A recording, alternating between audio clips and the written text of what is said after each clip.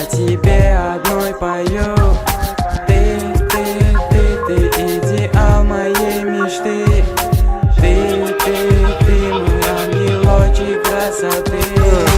Ovadan şu gollerim, edecek ellerin Bağlacık sen benimki, tutuş eldamın ulen Sen ovadan dünyada yok sana den Men diyen sözlerimi eşitmersin erkimden Yürekten çıkanın, sana aytken sözlerim Senin başkasını gören yok, men gollerim İnce billerim, yarıcı kaşlarım Söylüce dillerim, yumuşacık ellerim Seni görüntü, ölürüm kamaşa Sözlerim aydımda, notamla karşıya İlki gören günlerim, bugün yadıma düşe Bağlama ovadan bakışlar, men canım alya Sen şahidimin şazadı Sen olsam olya razı hemezada Sen yanımda yarı fikir düşen nokyada Yakınıma süş balası yüzden dada Я тебя одну люблю.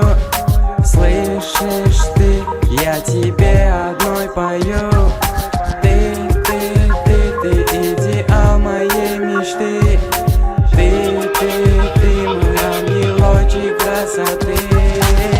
Şeyle içecek, şeyle var ovadan Suratım ayırmam, telefonda fonumdan İstesen sana vereyim dünya kibarımdan Dana çayına aylanalı sonra son gecemden Dostum diye biz akçaketleri Sana yazıp doldurdum men defteri Yanılır ilan etten boş defleri Bağladım sana canım men ömrümü Elim bu ovadan senin ölen son Yürekten çıkarman bari girenen son Sevdiğimin önen son bir kerim dinlesen Bağlan yanımda değil bu dünyada alenden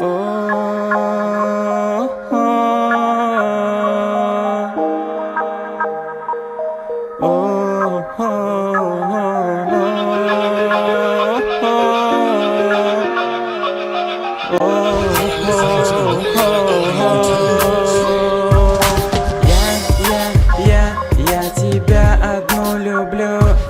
Слышишь ты, я тебе одной пою.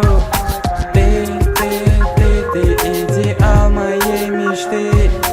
Ты мой ангелочек красоты. Я тебя одну люблю. Слышишь ты, я тебе одной пою. Ты идеал моей мечты. Ты мой ангелочек красоты. Oh